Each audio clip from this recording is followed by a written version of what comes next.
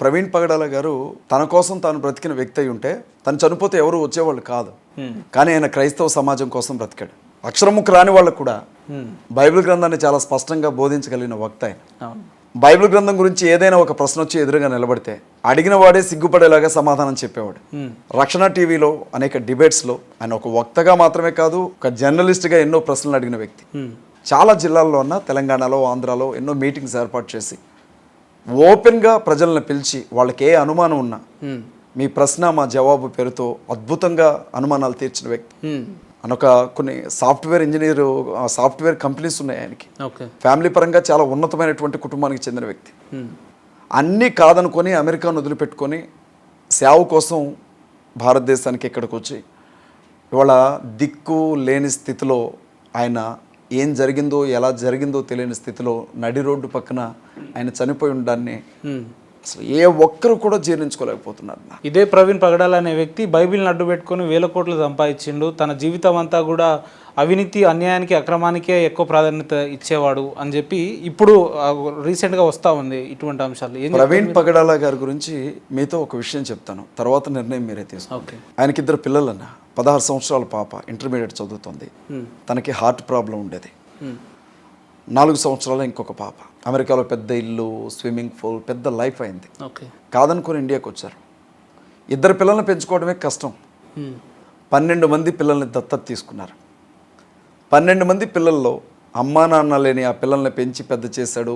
కొంతమందికి పెళ్ళిళ్ళు చేసి పంపించాడు ఆడబిడ్డలకి.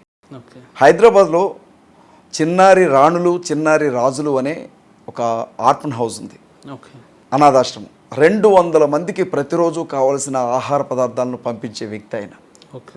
ఎంత గొప్ప క్యారెక్టర్ అంటే అయింది.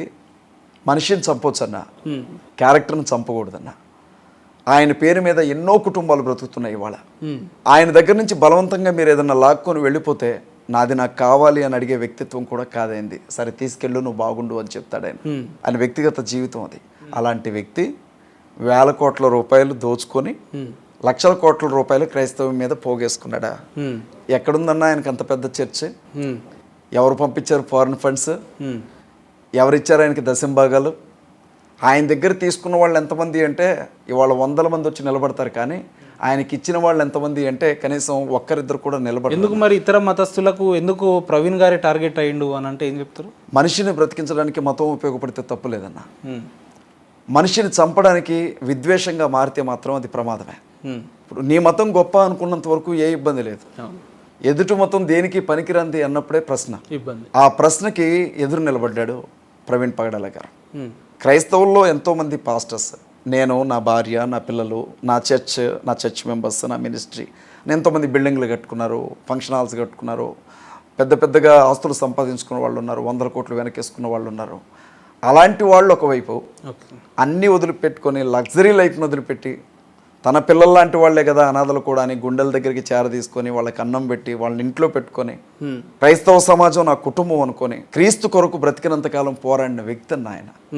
మరి ఆయనంత తేలిగ్గా ఎలా వదిలిపెట్టుకుంటుందన్న క్రైస్తవ సమాజం? ఇప్పుడు లోకం ఎలాంటిదంటే నీళ్లు లాంటిదన్న లోకం.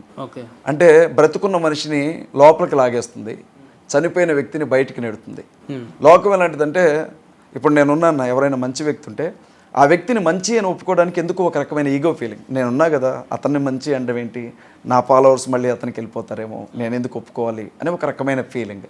అదే చనిపోయాడు అనుకోండి, ఇక ఏ ఇబ్బంది ఉండదు అనమాట. తన పోటీ కాదు కదా, తనకి రాడు కదా, అప్పుడు వాస్తవాలన్నీ కూడా మాట్లాడతారు. అయితే ఇప్పుడు విషయం ఏంటంటే చచ్చిపోయిన తర్వాత చెడ్డోడిని కూడా మంచోడు అంటారు.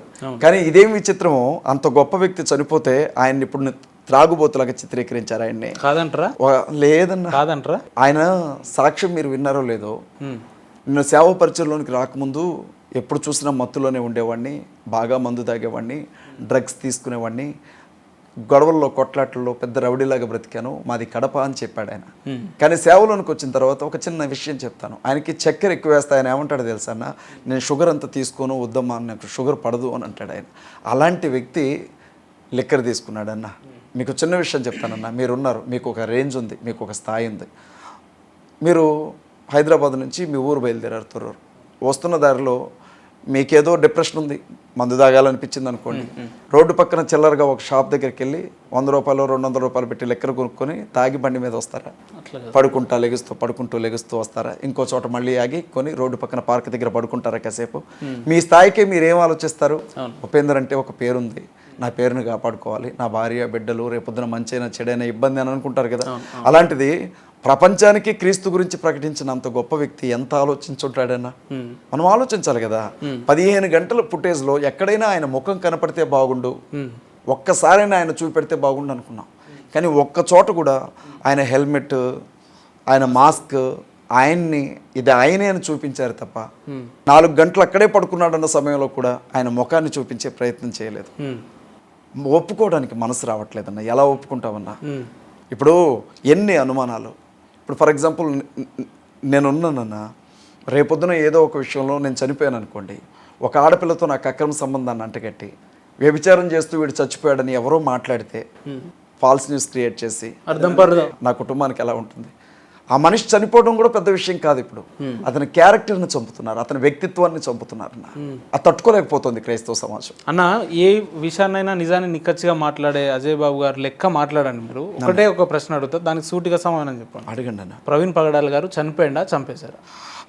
చనిపోయిందా చంపేశారా? ఆయన అనుమానాస్పదమైనటువంటి మృతిగా మాత్రం నేను చెప్తాను. చనిపోయిందా చంపేశారా? నేను పక్కన చూడలేదు కదా. చనిపోయిందా చంపేశారా? ఆయన చనిపోయిన మాట వాస్తవమే, కానీ ఆయన ఎలా చనిపోయాడు అన్నదే ప్రశ్న ఇప్పుడు. కానీ చంపేశారు అనే చెప్పి ఇదే అజయ్ బాబు గారు మొదటి నుంచి మాట్లాడుతున్నాడు, వాదిస్తున్నాడు కదా. అనుమానాలు ఉన్నాయని చెప్తున్నాం. అది యాక్సిడెంట్ అంటే అంత గుడ్డిగా నమ్మలేకపోతున్నాం మేము. ఎందుకంటే అక్కడికి వెళ్ళామన్నా, చనిపోయిన వ్యక్తిని చూసాం, రోడ్డు దగ్గర నుంచి 5-6 అడుగుల పక్కన బండి పడిపోయి ఉంది, ముఖానికి ఉండే స్పెడ్స్. ఇప్పుడు యాక్సిడెంట్ జరిగితే ఆ కళ్ళద్దాలు పగిలిపోవాలా వద్దన్న? కళ్ళకు పెట్టుకున్న అద్దాలు పగిలిపోవాలి, వాటిని జాగ్రత్తగా తీసి పక్కన పెట్టారు. మూతుకుండే మాస్క్ పక్కన పెట్టుంది. అది ఎట్లా సాధ్యం? నాకు కాదన్నా, ఇప్పటికీ కూడా ఎంతో మంది వెళ్ళి ఆ ప్లేస్ని చూసి వస్తున్నారు. బండి యాక్సిడెంట్ అయినప్పుడు డూమ్ లైట్ ఎక్కడో పగిలిపోయింది, సరే చిన్న దెబ్బ తగలదా బండికి? బండి మనిషి మీద అలా పడుకోబెట్టినట్లుగా పడిపోయింది. యాక్సిడెంట్ అయితే మనిషి ఒక వైపు పడతాడు, బండి ఒక వైపు పడుతుంది, కనీసం పక్కన పడతారు. దుప్పటి కప్పుకున్నట్లుగా ఉంటుందా? అదే ప్లేస్లో రక్తం అంటిన కర్రలు ఉన్నాయి. దాదాపు 24 గంటలు ఆ ఇన్సిడెంట్ జరిగిన తర్వాత పోలీసులు క్రైమ్ సీన్ని ప్రొటెక్ట్ చేయాల. అదంతా చూసినప్పుడు ప్రతి ఒక్కరికి కూడా ఇది ఎట్లా యాక్సిడెంట్ అన్న ఒక అనుమానం. అంటే ఇప్పుడు వస్తున్న సీసీ ఫుటేజ్ కావచ్చు, ఫోన్పే ట్రాన్సాక్షన్స్, పేటిఎం ట్రాన్సాక్షన్స్, ఇవన్నీ పోలీస్ డిపార్ట్మెంట్ రిలీజ్ చేసిందే కదా. అంటే మీరు డిపార్ట్మెంట్ని తప్పు పడుతున్నారా ఎట్లా? ఇప్పుడు ఒకవేళ అదే వాస్తవం అనుకోండి, పూర్తి ఆధారాలతో బయటపెట్టండి. ఇన్ని రోజులు అవసరం లేదు కదా. మీ దగ్గర అన్ని ఆధారాలు ఉన్నాయి, సీసీటీవీ ఫుటేజ్లు ఉన్నాయి అనుకుందాం, ఫోన్పేలు, గూగుల్ పేలు ఉన్నాయి, మీ దగ్గర అన్నీ ఉన్నాయి. ఓపెన్గా చెప్పేసేయండి, అదే విషయం చెప్పండి. మీరు చెప్పనంత వరకు మాకు అనుమానం ఉంటుంది కదా. అనుమానాస్పద మృతిగానే మీరు కూడా కేసు కట్టారు కదా, ఎఫ్ఐఆర్ చేసింది. అనుమానాస్పద మృతి అంటే మీకు కూడా అనుమానం ఉందనే కదా అర్థం. లేదు, అనుమానం లేదు, ఇది యాక్సిడెంటే, ఇట్లా జరిగింది అని అంటే ఓపెన్గా చెప్పండి. పోలీసులే వచ్చి మధ్యలో ఎవరెవరో వచ్చి మాట్లాడడం ఏంటన్నా? పోలీసులు కదా మాట్లాడాల్సింది. ఎంత దారుణమైనటువంటి విషయం అన్నా ఇది. మీకు అన్నీ తెలుసు, ఓకే చెప్పేసేయండి. ఇలా జరిగింది అని చెప్పండి. మా తలరాత అనుకుంటాం, ఇలా జరిగింది అనుకుంటాం.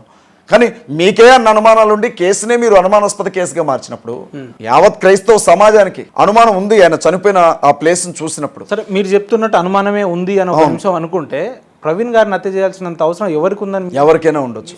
నేనేమనుకుంటానంటే, ప్రవీణ్ గారిని ఒకవేళ మా అందరి అనుమానాలే వాస్తవమై అది కానీ హత్య అయి ఉంటే, ప్రవీణ్ గారిని చంపితే ఎవరికి లాభం ఉంటుందో వాళ్ళు చంపుండాలి. లేదా ప్రవీణ్ గారి మీద ఎవరికైనా పగుంటే వాళ్ళు చంపుండాలి. లేదా ప్రవీణ్ గారు ఎవరికన్నా కెరీర్కి ప్రమాదకరంగా ఆయన మారుంటే వాళ్ళు చంపుండాలి.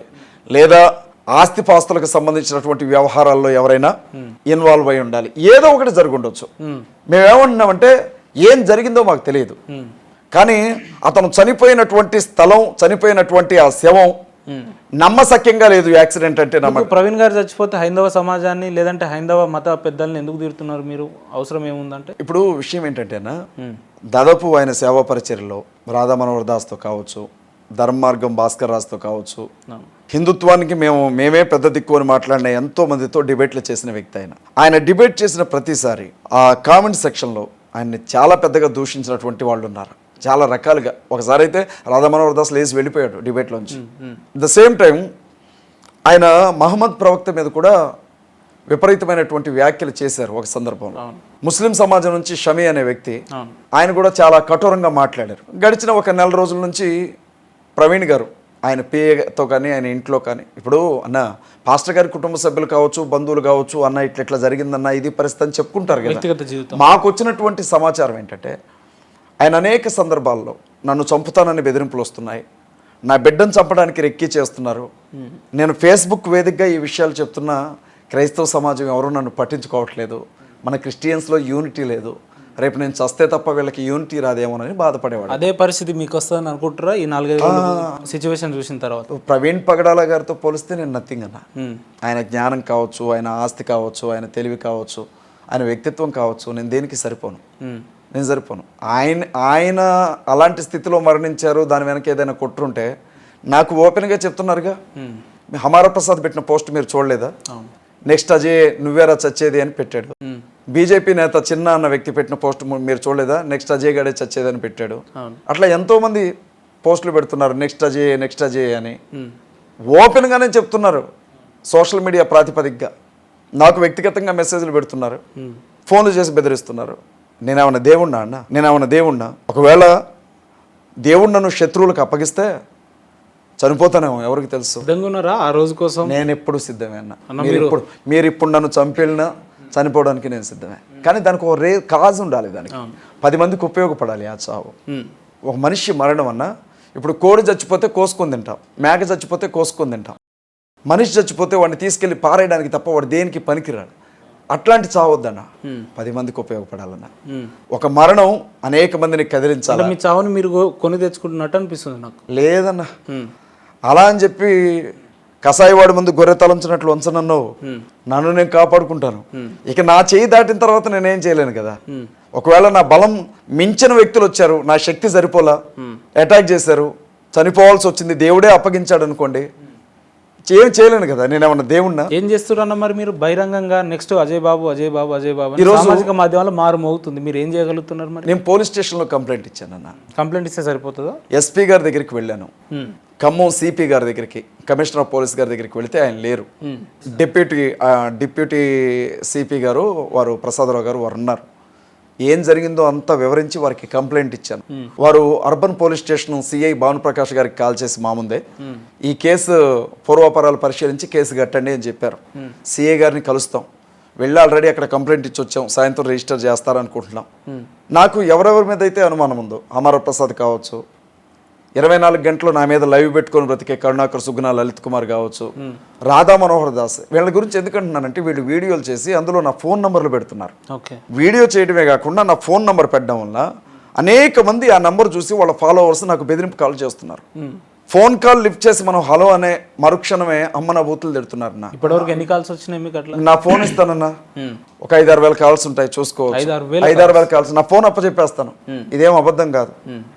మెసేజ్లు కూడా బ్లాక్ లిస్ట్లో పెట్టాను తప్ప మెసేజ్లు కొన్ని డిలీట్ చేయాలి, అవి అలాగే ఉంచేస్తాను. ఓపెన్గా పోలీసులకు అప్పచెప్పమంటే ఫోనే ఇచ్చేస్తాను. ఒక్కరోజు పోలీసుల దగ్గరికి ఉంచుకొని ఆ వచ్చే ఫోన్ కాల్స్ని చూడమన్నట్టు వాళ్ళకి అర్థమవుతుంది. ఇంతకంటే నేనేం చేయగలను చెప్పండి? బయటకు వెళ్ళినప్పుడు నలుగురిని తీసుకొని వెళుతున్నాను. అంటే భయపడుతున్నారా అజయ్ బాబు గారు? భయం కాదన్న, నాకు భార్య బిడ్డలు ఉన్నారు కదా. ఒంటరిగా లింగలింగం అనుకుంటూ తిరిగేవాడిని అనుకున్నా, నేను పోతే ఎవరికి రా నష్టం అనుకునేవాడిని. కానీ నాకు 5 సంవత్సరాల పీకేస్తా అజయ్ బాబు గారు ఈరోజు నలుగురితో పోతున్నా అంటున్నంటే భయపడుతున్నారని అనుకుంటా. ఎందుకు జాగ్రత్త అనుకోవచ్చు కదా. మూర్ఖత్వంగా అంటే ఇప్పుడు ఒక మనిషి రోడ్డు మీద బస్సు వస్తుందన్న, తప్పించుకునే అవకాశం ఉంది, తప్పుకుంటావా? బస్సు ఎదురుగా వస్తుంది, ఫీల్ అయిద్దని దాని కింద పడతావా వెళ్ళి? నన్ను నేను కాపాడుకునే అవకాశం ఉన్నప్పుడు, నాకు ఒక భార్య 2 బిడ్డలు ఉన్నప్పుడు, మీరు చూశారు కదా, సంవత్సరం నా బిడ్డ, నా కొడుకు, నేను కనపడగానే వాడికి మాటలు రావు, 2 చేతులు ఎత్తి వచ్చిరాని నడకతో ఎలా ఊరికి వస్తున్నాడు నా దగ్గరికి. నా కూతురు ఎలా నా మెళ్ళ పట్టుకుంటుందో చూశారు కదా. రేపు నాన్న ఎవరిని పిలుస్తారు ఏదైనా జరిగితే? ఇప్పుడు చావు అనేది అందరికీ సహజమే, ఏదో ఒకరోజు చనిపోవాల్సిందే. కానీ కావాలని చెప్పి వెళ్ళి రైలు పట్టాల కింద అయితే పడంగా నన్ను నేను కాపాడుకోవడానికి ప్రయత్నించడం తప్పే ఉంది. అంతవరకు ఎందుకన్నా, బయటికి ఎక్కడికన్నా వెళ్ళేటప్పుడు కారులో జాగ్రత్తగా 2 కర్రలో 3 కర్రలో పెట్టుకొని వెళ్తాం, ఎందుకంటే ఎవడొచ్చి అటాక్ చేస్తాడో తెలియదు. అంతవరకు ఎందుకన్నా పార్లమెంట్లో లగడపాటి రాజగోపాల్ గారు నిరసన తెలియజేయడానికి పెప్పర్ స్ప్రే జల్లాడుగా అందరి మీద. ఇవాళ ఎలా ఉన్నాయి పరిస్థితులు చెప్పండి? ఇంట్లోంచి బయటికి వెళ్ళిన వాడిని కళ్ళ ముందే మాయం చేస్తున్నారు. నేను ఒకటే అన్నా, నన్ను కాపాడుకోవడానికి విశ్వ ప్రయత్నం చేస్తాను. నా వల్ల కాలేదనుకో నేనేం చేయలేను కదా. ఆ రోజు ఇది అదే మాట, ఈ రోజు ఇదే మాట. చావంటే భయం లేదు నాకు. ప్రవీణ్ పగడాల గారు చనిపోయిన తర్వాత అదొక ఇన్సిడెంట్ లెక్క చూడకుండా ఏదో మీ మీద నెక్స్ట్ టార్గెట్ అవుతున్నట్టు, లేదంటే ఇయాలో రేపు మీరేదో చనిపోతున్నట్టు, చంపేస్తున్నట్టు ఈ రకంగా పోర్ట్రేట్ అవుతుంది సామాజిక మాధ్యమాలు ఎందుకు? ఇప్పుడు నేను నా భార్య, నా 2 పిల్లలు, నా సంఘం అనుకుంటే నన్ను ఎవరు పట్టించుకునేవాళ్ళు కాదు. కానీ నేను క్రైస్తవ సమాజం అంతా అంటున్నాను, ముస్లిం సమాజం అంతా అంటున్నాను. మీరు గమనించండి, సహజంగా ముస్లింలకి క్రైస్తవులకి పెద్ద ఎత్తున విభేదాలు ఉంటాయి. బైబిల్ పరంగా, ఖురాన్ పరంగా విభేదాలు అంటే బీఆర్ షెఫ్ ఎందుకు వచ్చిన వినండి, దళిత సామాజిక వర్గం అంటే ఒక రకమైన చిన్న చూపు ఉంటుంది. కానీ నాకు తెలిసింది ఏంటంటే అన్న, 3 తన్నులు తింటున్నారు వాళ్ళ భారతదేశంలో మతం పేరుతో. అందులో క్రైస్తవులు ఒక రకంగా తన్నులు తింటున్నారు మత మార్పిడి పేరుతో. పాకిస్తాన్కి ఎప్పుడు జైగొడతారు వీళ్ళు, వీళ్ళకి అసలు దేశభక్తి ఉండదని ముస్లింలు తన్నులు తింటున్నారు. అనగదక్కబడినటువంటి వారుగా, అణచబడినటువంటి వారుగా, అంటరాని వారుగా దళితులు దెబ్బతింటున్నారు. ఈ 3 వర్గాలు తన్నులు తినేటప్పుడు 3 కలిస్తే తప్పే ఉంది అని చెప్పి ఒక ఆలోచనతో నేను CMDF స్టార్ట్ చేశాను. Christians, Muslims, Dalit front, defence force. నేను ఆ 3 గురించి ఆలోచిస్తాను. అన్న మాకు చిన్నతనంలో సరిగ్గా తినడానికి కూడా ఉండేది కాదన్న. మా ఇంట్లో 4గురికి అన్నం పెట్టలేని పరిస్థితి ఉంటే, మా ఇంటి పక్కన ముస్లిం ఇళ్ళు ఇప్పటికి కూడా ఉంటాయి మా కాలనీలో. వాళ్ళ ఇంటి దగ్గరికి వెళ్తే అన్నం తినే మా వదిన, బేగం వదిన నాకు అన్నం పెట్టుకొచ్చి ఇచ్చేదన్న ఆ పళ్ళెంలోంచి తీసి. ముస్లిమ్స్, అరే బేటా, అరే వాళ్ళ మధ్యలో పడుకున్నాను నేను ఆ కుటుంబంలో. ఎట్లా మర్చిపోతారన్నా? ఇప్పుడు మా ఇంటి ముందు ఒక కుక్కకు ముద్ద పెడితేనే అది రోజు వచ్చింది మా ఇంటికి. ముస్లిం ఇళ్లలో అన్నం తిన్నాను, నేను ఎలా మర్చిపోవాలి వాళ్ళని? నా భార్య SC దళితురాలన్న. వాళ్ళ ఇంటికి వెళ్ళినప్పుడు నేను చూస్తాను, ఎంత ఉన్నోడైనా సరే మాలా మాదిగా అయితే చాలు కులం పేరుతో తిట్టేస్తారు. వాళ్ళు ఎన్ని మాట్లాడుతుంటారు అన్న. మరి వాళ్ళని ఎలా వదిలిపెట్టుకోవాలి నేను? నా బిడ్డలు ఈరోజు నాకు, నా భార్యకి, అంటే ఒక SCకి ఒక BCకి పుట్టినటువంటి పిల్లలు కదా. నా పిల్లల్లో కూడా తన బ్లడ్ ఉంది కదా. మరి నా పిల్లలను చూసినప్పుడు నాకు దళితులు గుర్తురారా? నేను ఒక క్రిస్టియన్గా క్రైస్తవ సామాజిక వర్గం నాది అని ఓన్ చేసుకుంటానన్న. అయితే నేను కొంచెం కటువుగా మాట్లాడతాను. మాట్లాడినప్పుడు ఏమనుకుంటారంటే వీడికి పొగరు, వీడికి అహంకారం అని అంటారు. కానీ నాలో ఉన్న ఆ బాధను అర్థం చేసుకోవట్లేదు. నా సమస్య అన్న, ప్రవీణ్ గారు చనిపోయిన తర్వాత చాలామంది పాస్టర్లు, చాలామంది క్రైస్తవ సమాజంలో ఉన్న పెద్దలందరూ మాట్లాడారు, బాగానే ఉంది. వాళ్ళందరి మీద ఎవరి మీద లేని టార్గెట్ మీ మీద ఎందుకు అయింది అంటున్నా. సమస్య ఏంటంటే, క్రైస్తవులు అంటే మాలమాదిగోళ్లే క్రైస్తవులు, ఇంకెవరు క్రైస్తవులు కాదు. వీళ్ళు అంటరాని వాళ్ళు, వీళ్ళు అసలు మా ముందు నిలబడడానికి అర్హత లేని వాళ్ళు. వీళ్ళు చదువుకోకూడదు, గోసులు పెట్టుకొని తిరగాలి, వీళ్ళదొక బతికేనా అని చూసే మనుషుల మధ్య యేసుక్రీస్తు ప్రభు వాక్యం ఏం చేసిందంటే, వాళ్ళకి ఎన్షర్ట్లు, సూటు బూటు వేసింది, చదువు చెప్పింది, వైద్యం నేర్పింది. ఇవాళ IASలుగా, IPSలుగా, పాస్టర్స్గా, దేవుని గురించి చెప్పే స్థాయికి వచ్చిన పాస్టర్స్గా వాళ్ళు తిరుగుతుంటే ఒక రకమైన ఉన్మాదం. ఈ నా కొడుకులు వచ్చి మాకు చెప్తున్నారు ఏంది, వీళ్ళేంది, వీళ్ళ బతికేంది అన్న రీతిలో దాడి జరుగుతూ ఉంది. ఈ విషయం అందరికీ కష్టం అనిపించట్లా, కానీ నాకు కష్టం అనిపిస్తూ ఉంది. ఒకవేళ ఇదే దాడి హిందువుల మీద జరుగుంటే నేను క్రైస్తవుల మీద తిరగబడదును.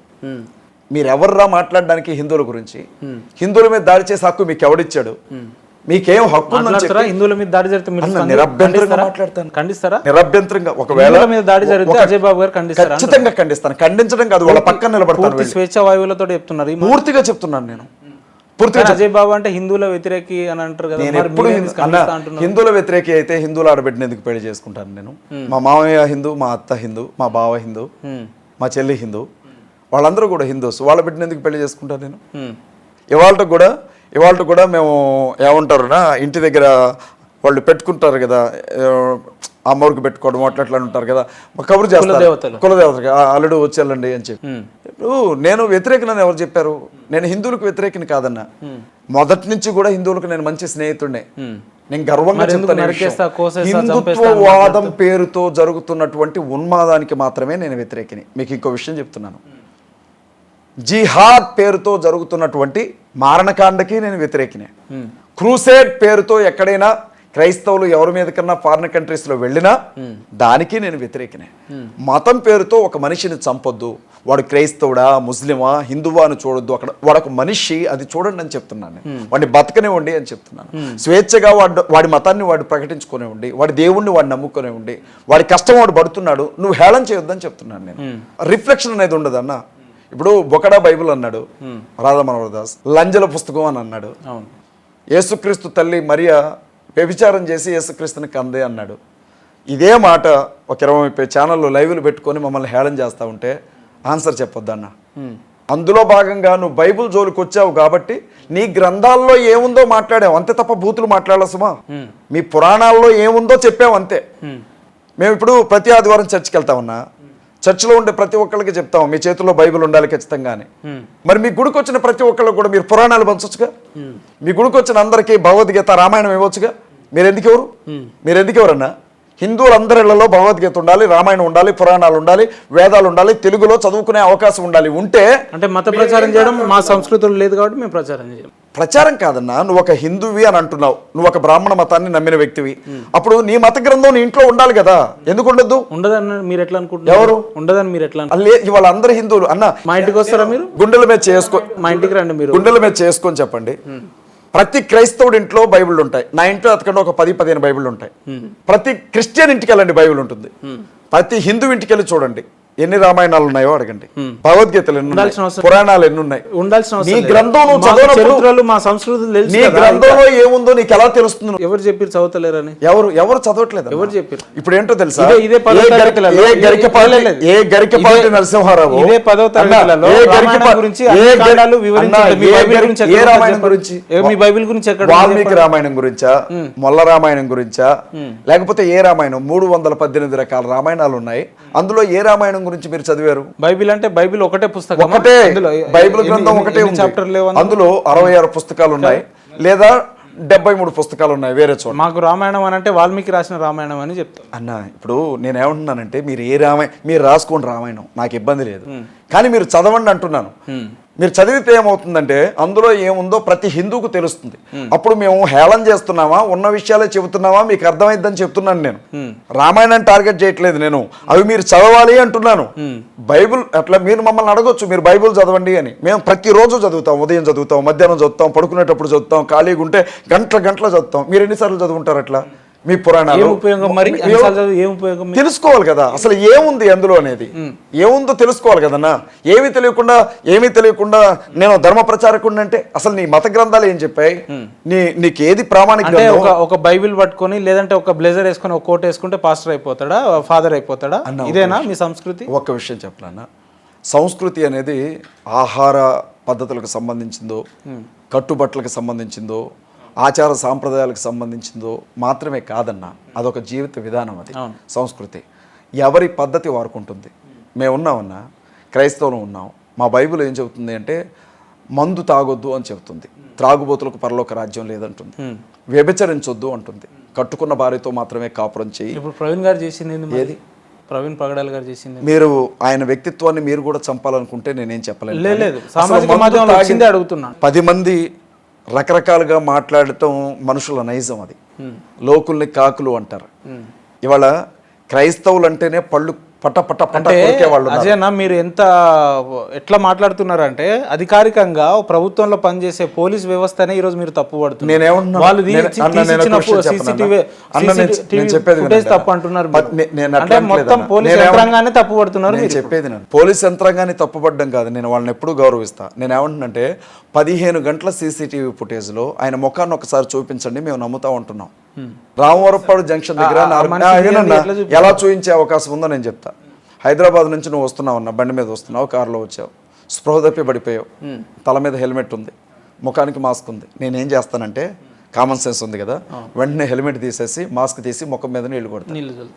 రామవరపాడు దగ్గర ఒక మనిషి బండి మీద నుంచి పడిపోతే అతను పక్కన కూర్చోబెట్టి 4 గంటలు అతను అక్కడే ఉంటే హెల్మెట్ తీలా, మాస్క్ తీలా, పడుకున్న మనిషి హెల్మెట్తోనే పడుకున్నాడు అన్న 4 గంటలు.